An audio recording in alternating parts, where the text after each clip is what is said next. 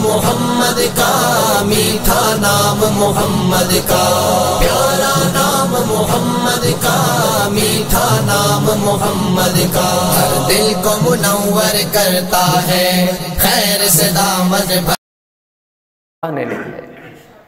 اِنَّا نَحْنُ نَزَّلْنَا الذِّكْرَ وَإِنَّا لَهُ لَحَافِظُونَ۔ اور قرآن عظیم الشان کی آپ کو عجیب بات بتاؤں، شیطان سے سب نفرت کرتے ہیں نا، کرتے ہیں نا نفرت، فرعون سے بھی نفرت کرتے ہیں، حمان سے بھی نفرت کرتے ہیں، قارون سے بھی نفرت کرتے ہیں۔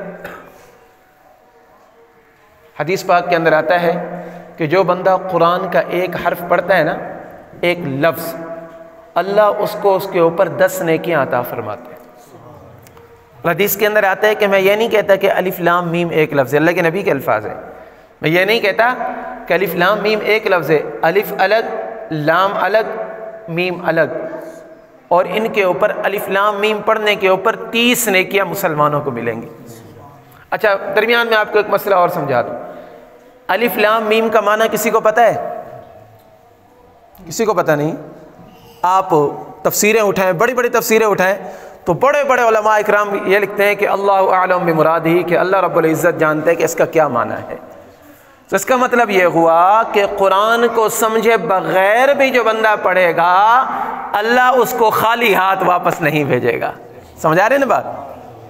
سمجھے بغیر بھی اگر پڑھو گے نا، قرآن کا متن، الفاظ، یہ الگ عبادت ہے، قرآن کے معانی کو سمجھ کر پڑھنا یہ الگ عبادت ہے، اور قرآن کے متن اور معانی کو سمجھ کر اس کے اوپر عمل کرنا یہ الگ عبادت ہے۔ یہ 3 الگ عبادتیں ہیں۔ ہم یہ کہہ دیں نا کہ قرآن کا مطلب اگر ہمیں پتہ نہیں ہے، ترجمہ پتہ نہیں ہے تو کوئی فائدہ نہیں ہے، تو یہ غلط بات ہے، کیونکہ الف لام میم کا ترجمہ تو کوئی نہیں جانتا ہے۔ اس کے اوپر بھی حدیث پاک کے اندر آتا ہے کہ اس بندے کو 30 نیکیاں اللہ رب العزت عطا فرماتے ہیں۔ تو قرآن کی تلاوت اپنی زندگی کے اندر لے کر آئیں۔ رسول اللہ صلی اللہ علیہ وسلم نے فرمایا کہ جو قرآن کا ایک لفظ پڑھتا ہے اس کو 10 نیکیاں ملتی ہیں، 3 لفظ کے اوپر 30 نیکیاں ہو گئی۔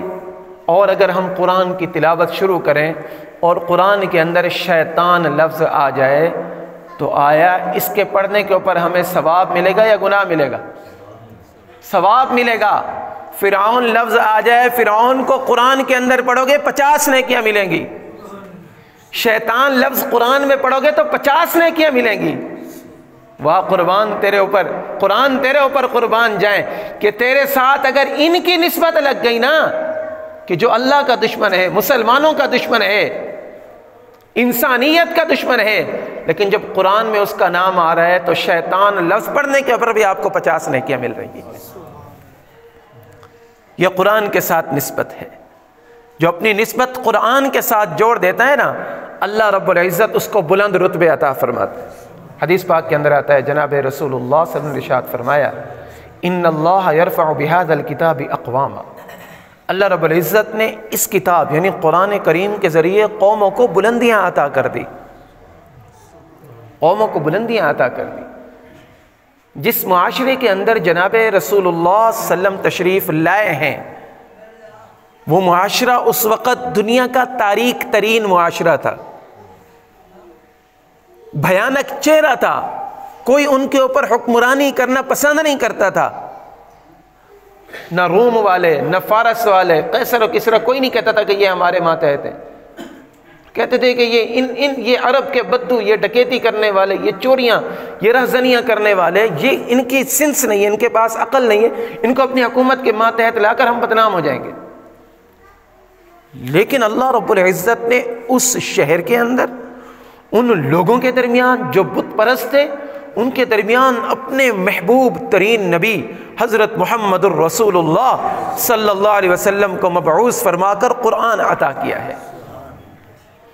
وہ لوگ جو ایک دوسرے کے خون کے پیاسے ہوا کرتے تھے، میرے بھائی یہ لفاظی نہیں ہے، میں خطیب بڑا نہیں ہوں، آپ کو صرف حقیقت بتا رہا ہوں معاشرے کی، کہ مکہ کے لوگ ایک دوسرے کے خون کے پیاسے ہوا کرتے تھے۔ اگر اونٹنی چلی جاتی تھی نا کسی کے کھیت کے اندر بھول کر، اس اونٹنی کے اوپر 40 سال تک لڑائیاں رہتی تھی کہ یہ میرے کھیت میں آئی کیسے، ایسی جہالت۔ اور خون کے اندر ہاتھ ڈال کر قسمیں کھایا کرتے تھے کہ ہم اس کے ساتھ لڑائی کریں گے، اس کے ساتھ لڑائی کریں گے۔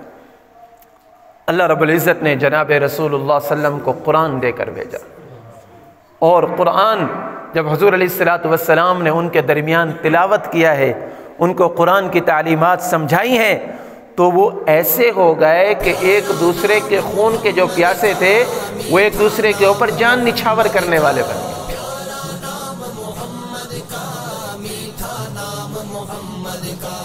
دل کو منور کرتا ہے، خیر سے دامن